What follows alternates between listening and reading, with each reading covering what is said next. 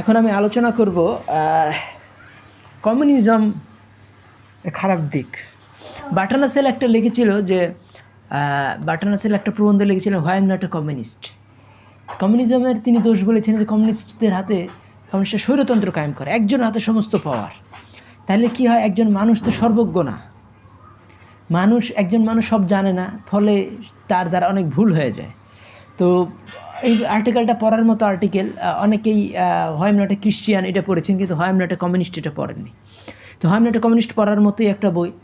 এবং কমিউনিজমের বিরুদ্ধে যিনি ছিলেন নিটশে, তো নিটশেকে তিনি বার্ট্রান্ড রাসেল সম্মান করতেন। তিনি বলতেন অধ্যাপক নিটশে, প্রফেসর নিটশে।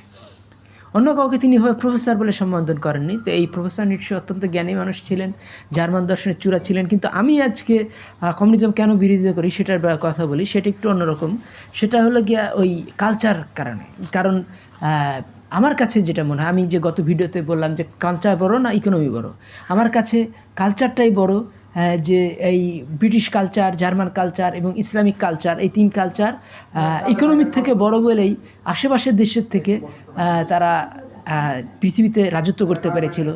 ইংল্যান্ড একসময় গোটা পৃথিবীতে রাজত্ব করেছিল। এই একসময় গোটা পৃথিবীতে ইসলামও পৃথিবীতে রাজত্ব করেছিল গোটা পৃথিবীতে, এবং জার্মানিও গোটা পৃথিবীতে রাজত্ব করেছিল। এখন ইউরোপের সবচেয়ে বড় অর্থনীতি কিন্তু জার্মানি। এই জিনিসটা আমাদের বুঝতে হবে যে কালচার জিনিসটা এমন যে টাকা পয়সা মানুষের আসলে আবার চলে যায়, কিন্তু কালচার জিনিসটা একবার আসলে আর যায় না। এই জিনিসটা আমাদের বুঝতে হবে। তো এই বাঙালি এই জিনিসটা কালচার জিনিসটা আমাদের এখানে প্রতিষ্ঠিত হয়নি। রবীন্দ্রনাথ কালচার বলতে কী বুঝাইছে নিজেই বুঝেছে কিনা এ নিয়ে একটা বিরাট সংশয় আছে। আর এই শিক্ষাগোষ্ঠী কালচার বলতে কী বুঝাইছে, তো শিক্ষাগোষ্ঠীর আবুল হোসেন কিন্তু কালচার জিনিসটা বুঝেছিল, এবং সওগাত পত্রিকায় মুসলিম কালচার নামে একটা প্রবন্ধ লিখেছিল 1929 সালে।